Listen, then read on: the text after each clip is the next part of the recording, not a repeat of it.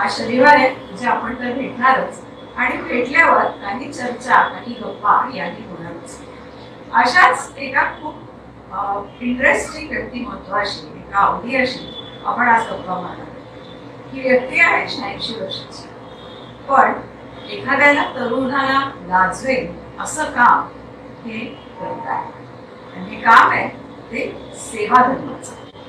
ते अनेक रुग्णांच्या नातेवाईकांची सेवा करतात. आपण भेटतोय नाशिक अन्न सेवा समितीचे चड्डा अंकल यांच्याशी. गप्पा आपण त्यांच्याशी मारणार आहोत. चड्डा अंकल, स्वागत है आपका इस चर्चा में, देशदूत के इस मंच पे. और बड़ी खुशी हुई आपसे मिलके भी और आपके बारे में जान के भी. तो हमने सोचा कि थोड़ी सी देशदूत के संवाद करते हुए हम लोग बात करते हैं तो बाकी लोगों को भी आपके कार्य के बारे में पता चल जाए. तो जैसे मैंने कहा कि ये अन्न सेवा समिति है, इसके नाम में ही अन्न लिखा हुआ है. तो आप अन्न से लेके क्या काम करते हैं? ऐसा है कि अन्न से मेरा बहुत ज्यादा लगाव है, क्योंकि मैंने वो जिंदगी देखी है जो एक टाइम की रोटी है, दूसरे टाइम की रोटी नहीं है. मैं बॉस्टन में 1947 जब पार्टीशन के बाद में पाकिस्तान से भारत में आया, उसमें 3 कपड़े थे. 3 कपड़ों में वो जिसको निक्कर बोलते हैं, निक्कर, वो पजामा भी नहीं, निक्कर कमीज उसने और खाने की बहुत मांगे थे. बहुत ही कठिन था. कभी एक टाइम पर मिलता था, कभी दूसरे टाइम पर नहीं मिलता था.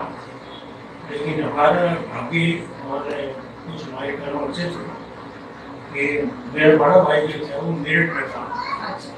तो जैसे हम लोग ट्राइल से उतरे तो एक मेरा भाई है वो आर्मी से रिटायर हुए थे, तो वो हमारा इंतजार कर रहा था ट्राइल स्टेशन पर कि कौन सी गाड़ी में आने वाले हैं.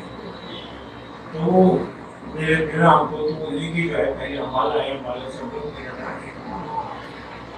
वो हमारा जो भाई मेरठ में था वो सर्विस कर रहा था. वो ज़माना अगर याद किया जाए तो हमारे भाई ने 10वीं पास नहीं की. 10वीं पास करने के बाद में हमारे सामने जो रहते थे he was in post and तो उनकी पोस्टिंग हो गई थी मेरठ में. हमारे पिताजी ने बोला कि 10वीं पास कर लिया, इसका क्या करने का है, मैं मेरठ जा रहा हूँ, एक बार पोस्टिंग हो गई है, मैं लेके जाऊँ क्या. तो उस जमाने का ले जाओगे, तो उनके साथ में मेरठ आ गए. तो दैट सोर्स लिवर है कि ठीक है, और कैंसर में ना टाइप की चीजें हम लोग मेरठ में आते. लेकिन 3 कपड़ों में के लिए नाम होता है, नाम का वर्षों का कुछ भी नहीं था. कहने को जो है मेरी माँ के पास में एक उस जमाने में एक हार बनता था, उसको जो है इलायची वाला हार बोलते थे, वो कहीं से छुपा के लेके आ गई. इतना ही अपने पास में था. हमने बहुत स्ट्रगल किया, काफी मेहनत की. शाम को हम लोग बैठ के जो है कि अभी जो लिफाफे चल रहे हैं कागज के, वो हम लोग शाम को बैठ के बनाते थे. और सुबह मैं दुकान में जाके बेच के. आपकी उम्र क्या होगी? उस समय मेरी उम्र होगी 10 साल, 9-10 साल की उम्र मेरी होगी. तो इस प्रकार से हमारा घर चलता था. उनका मुझे मालूम था कि उनकी कितनी कीमत है. एक समय खाने वाले दूसरे समय खाने तो नहीं है. कभी कभी तो ऐसा होता था पानी में नमक डाल के, मिर्ची डाल के उसके बाद फिर रोटी खानी पड़ती थी. लेकिन मेहनती है हम लोग, कम्युनिटी हमारी जो है मेहनती है. तो मैं पढ़ गया, पढ़ाई करने के बाद में मैं आया, दिल्ली आया, दिल्ली सर्टिफिकेट आया, दिल्ली से भोपाल आया, भोपाल से 96 में मैं नासिक आया. तो मैंने डिप्लोमा किया था मैकेनिकल इंजीनियरिंग में. तो नौकरी लगी, ये सिर्फ पहले BA भोपाल में किया, फिर यहाँ पर हिंदुस्तान में नौकरी की. तो 31 साल में नौकरी करने के बाद में मैं जब रिटायर हुआ तो वो तो दिमाग में था अन्य की क्या जो है वो महत्व होता है, कैसा होता है. मतलब उस टाइम का जो आपने फेस किया, उसका इम्पैक्ट, उसका प्रभाव कहीं ओके। और मेरे मन में ऐसा आता था कि ये जो अपना जीवन है, ये मानव सेवा में ही लगना चाहिए। इस जीवन का कोई ना कोई जो है अर्थ होना चाहिए। हम जन्म लिया और मर गए, इसका कोई अर्थ है ही नहीं। तो मन में हमेशा जो है कुछ भावना उठती थी कि कोई ना कोई अपने को अच्छा काम कर जाए। तो अपने को एक संधि मिल गई मन सेवा की। तो मैं सिविल हॉस्पिटल में मैंने जाना शुरू किया। सिविल हॉस्पिटल उसका नाम है। पहले मैं 2 डब्बे अपने घर से बनवाता था, वो काटते थे। लेकिन मैंने देखा कि 2 डब्बे से कुछ नहीं होता है। बहुत बड़ी डिमांड है, बहुत सारे लोग हैं जो आदिवासी भाग से लोग आते हैं, उनको इसकी बहुत ज़्यादा ज़रूरत है। यहाँ तक मैंने देखा कि बुजुर्ग भी खाना लेके आते थे, ये बनता था उनका जो स्टेपल फूड है नागरी खावे। यहाँ तक मैंने देखा कि नागरी का जो बचा हुआ चूल्हा था वो भी वो लोग खा रहे थे। मुझे बड़ा लगा कि ये सेवा में अपने जो है दिन रात एक करना चाहिए। वो विचार में लेते हुए उन दिनों में, अगर आपको याद होगा, जरूर याद होगा, एक गाड़ी वहाँ पर खड़ी होती थी, एक वैन में एक आदमी आता था और वो 5 किलो में 3 रोटी और सब्जी लाता था। वैन के अंदर उसका पूरा सामान ले जाता था और बाहर वो टेबल लगा देता था, कुर्सी लगा देता था। उससे हमने टाई अप किया कि भाई आप हमको खाना बना के दीजिए। तो 5 रुपये में वो मेरे को 4 रोटी और सब्जी देता। तो उससे भी हम पहले 10 लिए, फिर 20 लिए, फिर 30 लिए, क्योंकि मैं जुड़ा हुआ था इंडस्ट्रियल एरिया से। मेरे 2 बच्चे हैं। मैं 30 जून को रिटायर हुआ था 1996 को, और 1 जुलाई को मैं आमट में काम पे लग गया था। क्योंकि अपना विचार था कि बच्चों को किसी न किसी कार्य में लगाना चाहिए। तो अपनी फैक्ट्री जो है वो तैयार हो चुकी थी, शेप बन गया था। तो ऐसे करते करते जो है 2006 में मेरे को ये संधि मिली और ये मैंने सेवा शुरू की। फिर मैंने वहाँ पर फैक्ट्री में जाना बंद कर दिया। तो आज आप कितने डब्बे देते हैं? इस समय जो है सुबह हमारे लगभग 125 डब्बे जाते हैं, शाम को 60-70 किलोमीटर। तो आप खुद जाते हो रोज डब्बे लेने से? मैं रोज जाता हूँ, कोई आए या नहीं आए मुझे उससे कुछ लेना नहीं। मैं खुद स्वयं जाता हूँ, सुपरवाइजर करता हूँ। और पहले तो ऐसा होता था कि हम वार्ड टू वार्ड जाते थे, हर एक वार्ड जाते थे, पेशेंट मिलते थे, तुम्हारे साथ कौन सा रिलेटिव है। कभी कभी हम उनका वो केस पेपर भी देखते थे कि भाई आदिवासी भाग से है या झूठ बोल रहा है। जब अपनी कोई खातरी हो जाती थी कि आदिवासी भाग का ही है, फिर उसको हम लोग एक पैकेट देते थे। और दोनों कंधों पे, ये कंधा और ये कंधा पहले लड़के होते थे। फिर मेरे साथ में एक गंगाराम पांडे जी मिल गई। उसकी भी इच्छा बहुत थी कि मुझे भी कुछ काम करना है। तो BSNL से रिटायर हुए थे, तो उन्होंने मुझे ज्वाइन कर लिया। तो हम दोनों मिलकर जो है वो कार्य करते थे। क्योंकि आमट में मेरी बहुत अच्छी जान पहचान थी, सब इंडस्ट्री वाले मेरी जान पहचान थे। जब काम बढ़ना शुरू हुआ तो हमने सोचा कि भाई ये अभी तो ऐसा पैसा भी आ रहा है, पैसे का सदुपयोग होना चाहिए, इसका कुछ अकाउंट में होना चाहिए। तो हमने उसको ट्रस्ट लेकर तौर पर किया। फिर नासिक सेवा समिति को हमने चैरिटी कमिश्नर विभाग में रजिस्टर कर। अभी आप जैसे खुद जाते हो, अभी कितने लोग इस कार्य में आपसे जुड़े हुए? इस समय सुबह तो लगभग 4 आदमी आते हैं, शाम को 2 आते हैं। मैं शाम को नहीं आ पाता, आपको तो मालूम है शाम को मुझे एक और अच्छा काम करते हैं आप, उसके बारे में भी हम बात करेंगे। ये तो अन्न सेवा समिति का था कि जिससे ये काम शुरू हो गया, और जो आदिवासी भागों में से पेशेंट आते हैं, उनके साथ जो रिलेटिव आते हैं, उनके खाने की जो दिक्कत होती है, तो उसके लिए चड्डा अंकल और उनकी जो टीम है, ये खाने के पैकेट्स उनको सिविल हॉस्पिटल में जाके सवेरे शाम आते हैं। अभी जो दूसरा काम अंकल करते हैं, अंकल वो भी बहुत ही, मैं सोचूं कि जो नीडी है, जो सचमुच प्रॉब्लम में है, ऐसे लोगों को आप हेल्प करते हो। जैसे कि कोई पेशेंट डिस्चार्ज हो गया, तो उसको घर में ट्रीटमेंट ज़रूरी है। कोई ओल्ड पेशेंट है, उसको घर में ट्रीटमेंट, प्रोलॉन्ग ट्रीटमेंट है। तो ऐसे लोगों के लिए आप मेडिकल इक्विपमेंट देते हो, जैसे कि बेड है, वॉकर है, कॉट्स है, एयर बेड है, व्हील चेयर्स है, ऑक्सीजन है। तो ये कैसे शुरू हुआ और इसकी क्या स्टोरी थी कि कैसे इसको आपने समझा कि ये ऐसा हुआ। यहाँ तक कि आपके पास आइस बॉक्स भी है कि अगर 3 आइस बॉक्स हाँ कि अगर किसी की डेथ हो जाए और जी। वो बॉडी को कोई रिलेटिव्स आने के लिए रुकना है, रखना है, तो उसके लिए आइस बॉक्स की जरूरत जी। आइस बॉक्स अपने पास 3 आइस समय। और ऐसा हुआ कि क्योंकि मेरा संबंध अच्छे से था, तो काफी मेहनत करनी चाहिए। मैं अच्छी कोचिंग में था, मैंने जो डीजल के बाद में नीचे की कोर्स होती है, तो काफी लोगों से मेरे यहाँ पे साथ थी। तो हमारे एक मित्र हैं, अभी नहीं गए, सरकार की थे, उनका नाम था दलजीत सिंह बोरा करके। वो भी रिटायर हो गए।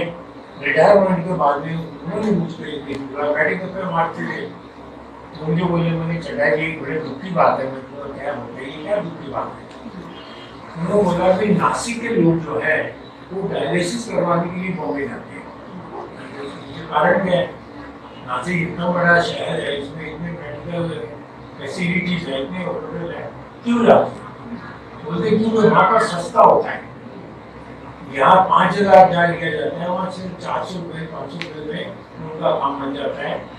अपना जो डेली पास बनाए हुए हैं, हफ्ते में 2 बार जाते हैं। तो मेरे दिमाग में आया कि परमपिता परमात्मा ने मुझे कुछ ना कुछ जो है करने के लिए बताया है। मैंने उसी समय उनको गौरव साहब को बोला, मैंने ये भगवान राम भी नदी है, यहाँ पर डायलिसिस सेंटर नहीं है। और बड़ी दुख की बात है, बोला जी अपने को एक डायलिसिस सेंटर यहाँ खड़ा करना है, ये है। तो ये उस दिन मेरे मन में एक तो क्या है, आपने एक कान से सुना, दूसरे कान से आपने निकाल दिया। एक है कि भाई परमपिता परमात्मा आपसे बोल रहा है, आपको बता रहा है कि भाई आपको कुछ कार्य करना है। तो उस दिन जो मैंने निश्चय किया कि भाई अपने को डायलिसिस सेंटर खड़ा करना है। उसके बीच में मैंने देखा पेशेंट लोग घर पे आ जाते हैं, घर में आने के बाद में उनको जो है बेड की जरूरत पड़ती है, ऑक्सीजन की जरूरत पड़ती है, वॉकर की जरूरत पड़ती है। ये सारी वस्तुएं जो है उन लोग किराए पे देते हैं। मैंने कहा कई लोग अफोर्ड नहीं कर सकते, तो उनके लिए क्या करना है? फिर हमने वो सेवा केंद्र शुरू किया।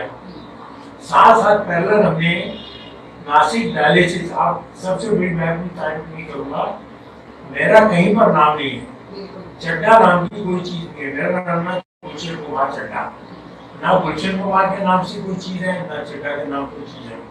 नासिक अंसेवा समिति है, नासिक डायलिसिस को फाउंडेशन करते हैं। तो हमने दूसरी संस्था शुरू की, नासिक डायलिसिस को फाउंडेशन। पहले हमने उसको रजिस्टर करा चैरिटी कमीशन के बाद में हमने देखा कि भाई लाइक माइंडेड पीपल कौन से हैं जिनको इसके अंदर इंटरेस्ट है। तो अपने 2-3 आदमी ऐसे मिले जो इस लाइन से निकले थे, मतलब उनके घर में डायलिसिस होता था और उनके जो है डायलिसिस के कारण है वो नहीं रहे। उनको हमने जोड़ने के बाद में वो काफ़ी कोशिश की कि भाई अपने को जाइए डायलिसिस सेंटर शुरू करना चाहिए, जबकि मेरे को कुछ मालूम नहीं डायलिसिस होता क्या है। तो एक हमारे साथ में गोयल थे, विजय कुमार गोयल, वो ट्रस्ट में थे और हमने गाँव के वो हमारे ट्रस्टी चेयरमैन हमने उनको बुलाया था। एक मिस्टर गोडे का ऐसे करके हमने ट्रस्ट बना लिया था। 11,000 रुपये हमने सबने डाल दिए उसमें, बैंक अकाउंट भी खोल दिया हमने। और अभी डायलिसिस क्या है इसका भी ज्ञान होना चाहिए। मैं और गोयल साहब एक दिन बोले भी क्या लगता है, तो मालूम पड़ा कि कोई कुछ मीटर लगती है। 100 रुपये की हमने मीटर दी और हम लोग जो है वो राजू बहादुर में राजू बहादुर सियादी में पहुँचे और डायलिसिस टेक्नीशियन से मिले। हमने बोला भाई हम लोग है डोनेट करना चाहते हैं। और हमने बोला इनको बताओ ये क्या है, डायलिसिस क्या है, कैसा होता है, कैसा नहीं होता है, बताया उसने। बताने के बाद में हमने बोला भाई ये तो कार्य बहुत ही अच्छा है और बहुत नोबल है, अपने को ये करना है। आप करना है तो कुछ स्थान चाहिए, जगह चाहिए। आप रोड के ऊपर तो कर नहीं सकते, आपको सब जगह चाहिए। तो जगह हमने ढूंढने की कोशिश की, तो कोई जगह देने को तैयार नहीं।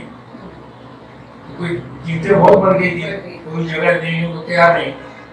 फिर मैंने अपने बच्चों को बोला एक दिन, और हमारे साथ एक नरसिंह भाई पटेल करके बिल्डर है, वो हमारे साथ जुड़े हुए थे, और अपना रिलेशन हो गया था, घर जैसा हो गया था। ऐसे ही मैंने उनको बोला, मैंने कहा नरसिंह भाई एक बात आप ध्यान रखो, मेरी उम्र हो गई थी और कब जाऊंगा कुछ भरोसा नहीं है, परमात्मा के हिसाब में लिखा हुआ कि मुझे जीना है, लेकिन मरने के बाद में मैं भूत बनने वाला हूँ, ये पक्की बात है। और भूत बन के मैं आपके सर के ऊपर और हमारे लड़का है राम, उसके सर के ऊपर मंडलाऊंगा, क्योंकि ये मेरी इच्छा रह जाएगी। बोले क्या जरूरत है? जगह की जरूरत है, कहाँ पर सेटल शुरू करें? तो आपने सबको थोड़ा सा इमोशनल दिया। अच्छे काम किए। अच्छे। हाँ। तो ये पटेल लोगों का और गुजराती लोगों का यहाँ पे काफी बड़ा ग्रुप है। तो उन्होंने गुजराती ग्रुप में जो है वो ये हलाया कि चड्डा साहब बोल रहे हैं कि मरने के भूत बनने वाला हूँ और राम को नरसिंह भाई पटेल को तंग करने वाला हूँ। तो ऐसे ही दो चार आदमी को बात में गया, तो एक अपने पीर रमन लाल है नौकरी, उनके वो शाह साहब जो है उनके मालिक हैं। उसके बाद मैंने मैसेज दिया, उन्होंने दिल पे लिया कि इनकी वो कुछ करना है। और इसके बीच में हमने क्या किया, रमन सेवा क्षेत्र हमने शुरू कर दिया। ये हमने गणेशवाड़ी में ही शुरू किया, वहाँ पर एक कागरा करके हैं, उन्होंने अपने को एक गाला बिल्कुल दे दिया, कोई किराया नहीं। वहाँ हमने सारी वस्तुएं रख दी, वहाँ रोज बैठता था। तो एक शाम को जो है वो अपना ये शादी आगे गाड़ी लेके साथ में उनके साथ में एक भाई थे, बोले क्या चटा जी सुना भूत कर रहे आप? मैंने कहा ऐसा भाई इच्छा रहेगा ये तो, बोले चलो आपको जगह दे जाते हैं। उनकी गाड़ी में बैठ के स्वामी नारायण मंदिर में गए, और वहाँ की जो महामंत्र है मुझे मिलता ज्ञान प्रणाली में। उन्होंने बोला ज्ञान प्रणाली की इनको कोई जगह दो, इनकी उनकी भी इच्छा थी कि उनको कोई हॉस्पिटल जो है स्वामी नारायण के नाम से शुरू करना है। उन्होंने बोला चलो मैं आपको जगह दे देता हूँ। तो अडगांव नाके ऊपर उनका एक बहुत बड़ा कॉम्प्लेक्स है, नीचे शॉपिंग है, ऊपर पहले हॉस्पिटल चलता था, किसी कारण वो बंद हो गया। तो अभी उस समय वहाँ पर नर्सिंग की क्लासेस चलती थी, डॉक्टर नाम पढ़कर करके वो नर्सिंग की क्लासेस चलाता है, अभी भी चलाता है। उसका कुछ पोर्शन हमको स्वामी जी ने दिखाया, देखा इसका 1/4 होगा ये आपका जो रूम है। उन्होंने बोला ये जगह है, चलेगी क्या? अब विश्वास करिए कम से कम 1 मिलीमीटर 2 मिलीमीटर वहाँ पर थी।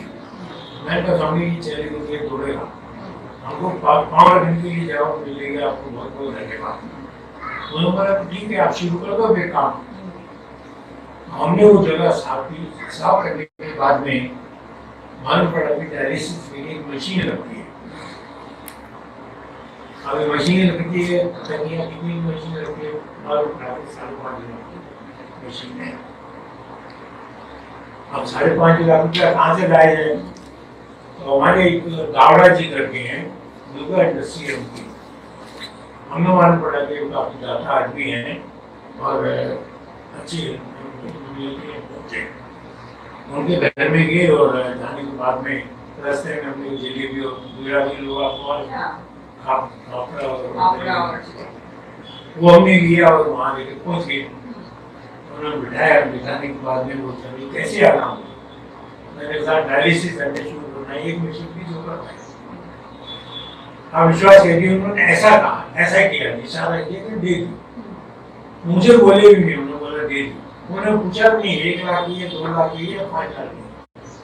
मेरी तो आंखों में आंसू आ गए थे, मान लोग हैं यहाँ पर, ये भी नहीं पूछने को तैयार है कितनी आती है। आज भी उनको पता लगे ये 5.5 लाख की मशीन है। एक मशीन का तो प्रोविजन अपने पास हो गया।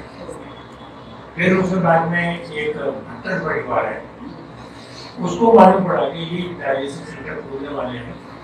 तो वो मेरे पास आए, चटा जी आप डायलिसिस सेंटर खोल रहे हैं? बिल्कुल, आज जोड़ को बोला हाँ करने वाले हैं। बोले हमारी तरफ से एक मशीन आप देख लीजिए और कल आप हमारे घर पे आइएगा, कल हम आपको पैसा दे देंगे। उनको मालूम था कि मशीन कितने की आती है। मैं पांडे जी हमारे साथ में जो अनसेवा में लोग जुड़े हुए थे, हमारा मेन तो अड्डा जो था वो अनसेवा ही था, वहीं वो आते थे, वहीं मिलते थे, वहीं हम लोग बातचीत करते थे। तो हम लोग जो है 4 आदमी जो है उनके लिए बड़ा उन्होंने जो हमारा स्वागत किया, भाव दिया, नाश्ता वास्ता बनाया, फिर एक थैला उन्होंने मुझे नोटों का पता हुआ, एक थैला उन्होंने दे दिया, तो उसमें 5.5 लाख रुपए थे, 2 हो गए। फिर अब ये जो मियाँ माता मंदिर है, नरसिंह भाई पटेल जो है वो तो अपने कार्यकर्ता नासिक डायलिसिस में भी गए और अन्न सेवा में भी वहाँ की है। मियाँ माता को मंदिर वालों को अप्रोच किया, ऐसे ही करते करते करते आज अपने पास में 21 मशीनों का प्रोडक्शन है। और स्वामी जी ने आपको जब मैंने बोला इसका 1/4 किया था, जैसे काम पड़ता गया, अरे भाई ये भी ले लो, आप ये भी ले लो, ये भी ले लो, अब एक विंग अपने पास है। फिर हमने देखा कि भाई ये डायलिसिस तो एक हमने गेट टुगेदर किया, लोगों को बताने के लिए कि ये सेवा यहाँ पर शुरू हुई है, 4 मशीन हमने लगा दी। जिस दिन हमने वो गेट टुगेदर किया और उसने कुछ हमें दोनों को बोला कि देखो ये सेवा का काम है, चाहे तुम्हारी तरफ से ना सब तुम्हारी तरफ से, हमने अपना कोई खर्चा यही निश्चय किया, हमने अपना खर्चा, संस्था का कोई खर्चा करना नहीं है। तो लोग मिल जाते हैं, अगर आपकी भावना अच्छी है तो लोग मिल जाते हैं। तो एक बेकरी वाले ने गया उस दिन स्नैक्स दी, स्वामी ने चाय भेज दी, वो साथ में नाश्ता भेज दिया। तो वहाँ मीटिंग खत्म हो गई, लोगों को आह्वान किया, तो वहाँ भी लोगों ने जो है अपने दोस्तों ने बहुत अच्छा दिया, किसी ने दिया कुछ रुपया, किसी ने कुछ रुपया। वहाँ पर एक लड़की बैठी हुई थी, हमने बोला बेटा देखो कैसे आई है तू, ये विश्वास करिए 18 साल की लड़की थी, वो बैठी हुई है, बोले अंकल मुझे डायलिसिस करवाना है। अरे मुझे डायलिसिस करवाना है, अभी तो हम शुरू करने वाले हैं, आज तो तेरा डायलिसिस हो नहीं सकता, लेकिन कल आ जाना, कल तेरा डायलिसिस करेंगे। हमने उसको पूछा तेरा डायलिसिस कारण क्या है? बोले मेरे पिताजी चौकीदार है, वो चौकीदारी करते हैं, उन्होंने मेरी शादी करके गुजरात में मुझे तो दिया। जब मेरे पति को ये मालूम पड़ा कि मैं ही कितनी फेल है, उसने मुझे टेरेस में से नीचे धक्का मारा। तो तब से मैं अपने पिताजी गया हूँ और मैं अपना डायलिसिस का सोच नहीं का काम कर रहा हूँ। मुझे पता लगा कि एक संस्था खुल रही है, वो लड़की 9 साल जी, 9 साल उससे अपने एक पैसा नहीं लिया, कभी भी नहीं, कभी एक पैसा भी खरीदे। 9 साल में उसकी सेवा की, और साथ साथ में हमने क्या किया, उसको कुछ ट्रेनिंग का काम सिखा दिया, तो घर में ट्रेनिंग करती, उसके साथ पैसे दिया, पैसे हमने ऐसे करते करते की मशीन कर दी। फिर आप देखिए कैसे रहता है कि जो भावना रहती है, जो कोई ना कोई रस्ता निकल आता है। आपके घर में जो काम करने वाली लेडीज थी, वो बच्चे उनके साथ आते थे, और बच्चे भी बड़े हो गए, जवान हो गए बच्चे, लेकिन इनका भविष्य क्या है, ये क्या करने वाले हैं? ये भी माँ की तरह जो है बर्तन धोएंगे, पोछा मार के घर का काम करेंगे। तो हमने सोचा कि भी टेक्नीशियन की जरूरत पड़ती है, क्योंकि जो पहला टेक्नीशियन वो मिला था बड़ी कठिनाई के साथ दूर के तो हमारे पास में आया। तो हमारे लड़का ने सोचा कि ऐसा लगता है पापा की जरूरी है या टेक्नीशियन की ट्रेनिंग देते हैं। वो लड़की को हमने बोला कि तुम कल से वहाँ पर आ जाना और तुम्हारी ट्रेनिंग दी जाएगी। उन लड़की को हमने ट्रेनिंग दी। आज वो लड़कियाँ जो है डॉक्टर के कपड़े पहन के घूमती हैं, और उनके 18-20 हज़ार रुपये सैलरी है। एक लड़की तो हमने यहाँ ऐसा तक किया कि उसको हमने पूना भेजा है एडवांस ट्रेनिंग के लिए, वहाँ से लेकर एडवांस ट्रेनिंग किया है। तो ये तो उनको एक कौशल्य भी दिया आपने, और उसकी तरफ से एक जिंदगी अपनी जिंदगी अपनी बहुत अच्छा है। और ये जो इतने लोगों को आप डायलिसिस करवाते हो जिनको जरूरत पड़ती है, तो उनको तो बहुत आसान हो गया होगा अभी। बहुत आसान हो। और देखिए ऐसा है कि लोग मिलते रहते हैं, तो वहाँ पर कोई कैटेगरी ऐसा क्राइटेरिया नहीं है कि आप कौन सी कैटेगरी से हैं। आप हिंदू है, मुसलमान है, सिख है, ईसाई है, कौन है आप, उससे अपनी कोई लेना देना नहीं। आप करोड़पति हैं या 54 से हैं, इससे भी अपने कोई लेना देना नहीं। आपको डायलिसिस करवाना है, आपका शौक है। तो हमारे पास में कुछ ऐसे लोग भी आए जो संपन्न थे, पैसे वाले थे। तो एक संपन्न आदमी मुझे एक दिन बोलता है बेटा जी आपने बहुत अच्छा काम शुरू किया है। ये हालत ऐसी होती है कि जिस आदमी के पास में स्कूटर के बाद में वो रिक्शा में आएगा, रिक्शा के बाद में जो है बस में आएगा, मतलब आस्ता आस्ता उसकी हालत इतनी खराब हो जाती है कि उसके पास पैसा रहता नहीं। तो वो मेरे मन में था भाई ये तो बहुत नोबल काज हो गया, इसको अपने को करना है। आज हमारी ये हालत है कि 21 में से 19 मशीनें ऑपरेशन में, और जो हमारे 9 साल के, 8 साल के, 10 साल के जो लोग होते हैं उनके पास भी पैसा नहीं है। अब पैसा नहीं है तो ये मतलब कि डायलिसिस नहीं होगा, कुछ भी नहीं देते और आपके लिए आप जाना हो, आप डायलिसिस जहाँ करवाते हो, पैसा देने वाला परमात्मा है ना, हम डालते हैं कोई कुछ परमात्मा काम चलेगा। तो ये ऐसे इसकी हिस्ट्री चली। चलने के बाद में हमने देखा कि इनका ब्लड टेस्ट महीने में एक बार जो है हमको बाहर भेजना पड़ता है, और ब्लड टेस्ट के भी पैसे नहीं दे सकते, कठिनाई है, फंड चाहिए। फिर हमने क्या किया, अपनी पैथोलॉजी का लैब खोल दिया। और लोग कैसे जुड़े, क्योंकि अच्छे से मैं रिटायर्ड हुआ था, तो वहाँ पर एक मेडिकल सुपरिटेंडेंट डॉक्टर प्रभाकर कार्य करते थे, वो रिटायर्ड हुए। मुझे मालूम पड़ा कि कार्य साहब जो है वो में रह रहे हैं। मैं उनके पास गया, मैं डॉक्टर साहब आपको जो है सेवा देंगे। बोले ठीक है मैं सेवा दूंगा, लेकिन आप मुझे 2 महीने का समय दीजिए, क्योंकि उस समय वो किसी कैंसर वाले उसमें काम कर रहे थे। 2 महीने के बाद में आ गए। फिर हमारा खाना जो है आयुर्वेदिक हॉस्पिटल में भी आता था, मैं वहाँ रोज डब्बे लेके जाता था।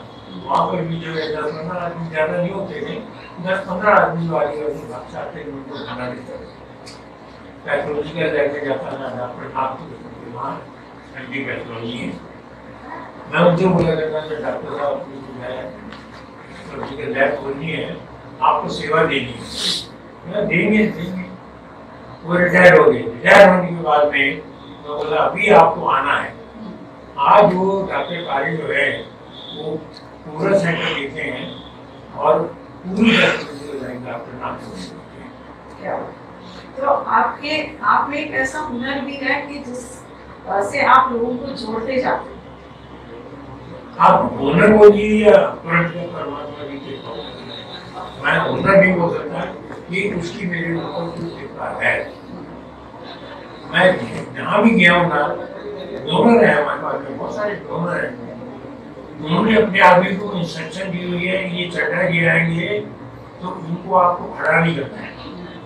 जो डोनेशन हमने फिक्स किया है तुरंत आपको देना है, नहीं तो जाए कब चाय में पिलानी है। यह मुझे तभी होता है जब देने वालों को ये विश्वास होता है कि उनका पूरा पैसा जो है वो उसी काम में लग जाए। आजकल थोड़ा ये डाउट भी रहता है कि हम किसी को डोनेट करें तो पैसा सही मायने में यूटिलाइज होगा, उसी काम के लिए उसका यूज होगा कि नहीं होगा। पर जब लोग आपको देते हैं तो इसका मतलब ये है कि आपके और आपके काम की क्रेडिबिलिटी कुछ उतनी है कि जिससे लोगों को फायदा होता है। उसमें देखिए मैं आपको एक छोटा सा इंसिडेंट बताता हूँ कि जब हम डोनेशन लेने जाते थे लोग बोलते थे हमारे पास ETG है क्या। हमने सोचा कि ETG क्या होता है, तो मालूम पड़ा कि इनको टैक्स में रिबेट मिलता है। तो हमारे लड़के का एक दोस्त जो है वो यहाँ पर डिप्टी कमिश्नर रहा है और उसकी भी पोस्टिंग हो गई थी वडोदरा में, लाला फिलिप्स करके। तो लाला फिलिप्स को मैंने बोला यार अपने को ETG चाहिए। तो मैंने लड़के से बात की, लड़के ने उनसे बात किया, उन्होंने जैन साहब करके कमिश्नर थे, उनसे बात किया। तो उन्होंने मुझे बोला कि आप जैन साहब को बात करेंगे, वो आपका काम हो जाएगा ETG का। मैं गया जैसा आपके पास में, उधर ये चटा जी 4 दिन से हम आपका इंतजार कर रहे हैं।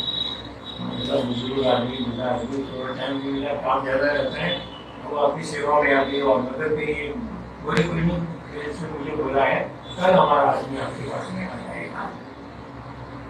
तो आया एक सिंह करके, यूपी का सिंह था, आया, उन्होंने देखा तो माल मता बहुत है, टेबल भी है, चेयर भी है, ये सब सामान है, लेकिन आपकी बुक में तो कुछ भी नहीं है। मैंने कहा भाई ऐसा है कि आप थोड़ा रुकिए और चेक कर लीजिए, उसके बाद में आप मुझे ये क्वेश्चन करेंगे। घूमे अच्छी तरह से, उन्होंने देखा, देखने के बाद में उनको हमने चाय पिलाई, चाय पिलाने के बाद में मैंने अपना बटुआ खोला और चाय के पैसे मैंने बोला वहाँ मुझे कलर है, मैंने कहा दीपा बेटे ये चाय के पैसे नहीं है।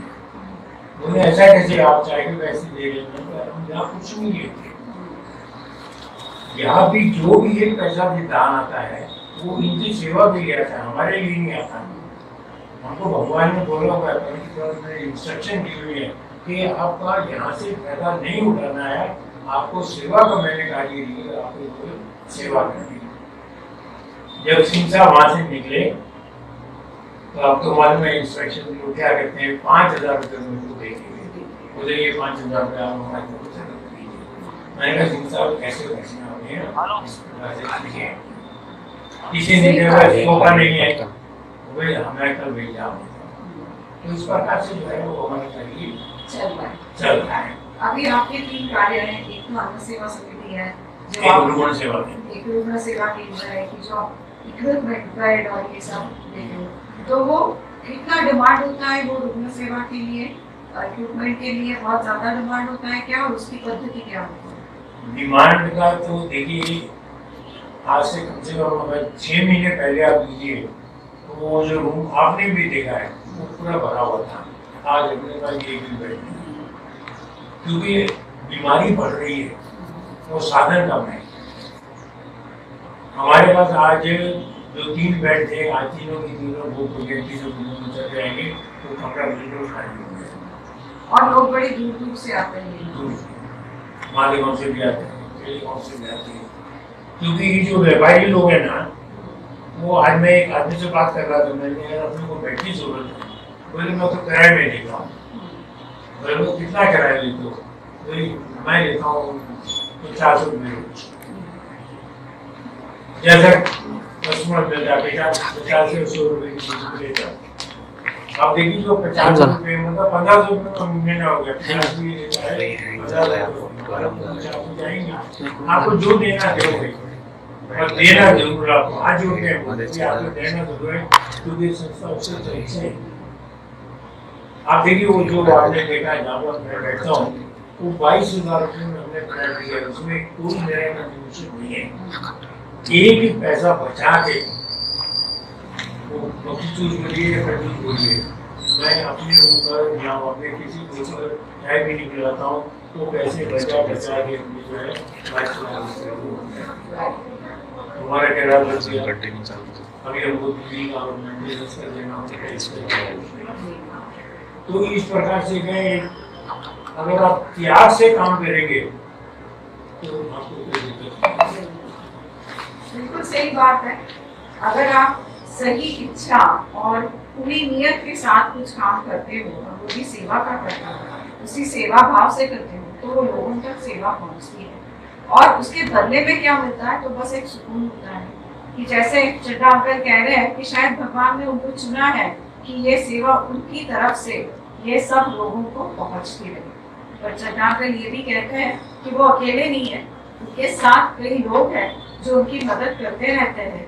हर एक प्रकार से उनकी मदद होती रहती है और ये मदद मिलती है, इसलिए वो दूसरों तक पहुंचा सकते हैं।